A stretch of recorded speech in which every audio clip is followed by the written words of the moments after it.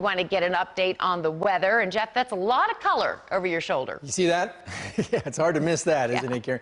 There are some strong thunderstorms bearing down on North Texas. Not here yet, but literally knocking at the door. As they approach, they continue to weaken. That is good news. The big threat from these will be lightning and heavy rain. We have a flooding threat that's rather high because of recent rains, and this promises to bring some pretty good rain into North Texas later on this morning. But as we take a little bit closer look here, the line is moving at about 40 miles an hour towards North Texas, so that puts it in South Bend 533 and Bowie about 552 and Grayford about 606 at its current rate. But it could slow down. They normally do when they start to weaken. And by the way, they were producing thunderstorm warnings just to the counties to our west, but as they've entered into Young County, no warning has been issued there or for Montague County as they approach because of their weakening nature, even though there is a thunderstorm watch out till 10 a.m. in this whole area where these thunderstorms are. It does not include the Metroplex, but what does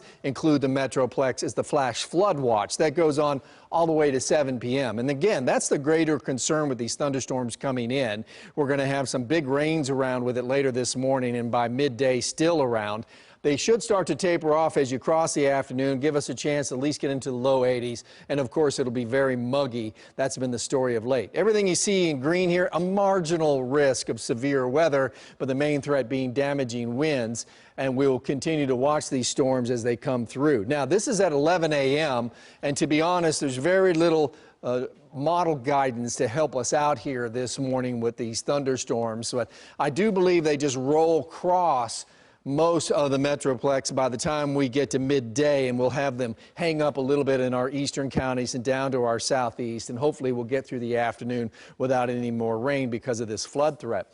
Then we'll have to see what happens in the overnight hours because we could have another line of thunderstorms approach us. Now, this particular model run shows it weakening and all in the remnants of today's rain, still creating some rain and thunderstorms in our eastern counties through the morning and through the day tomorrow. So we'll include a chance of rain and thunderstorms tomorrow. And then the weather pattern changes and we get into some very dry weather.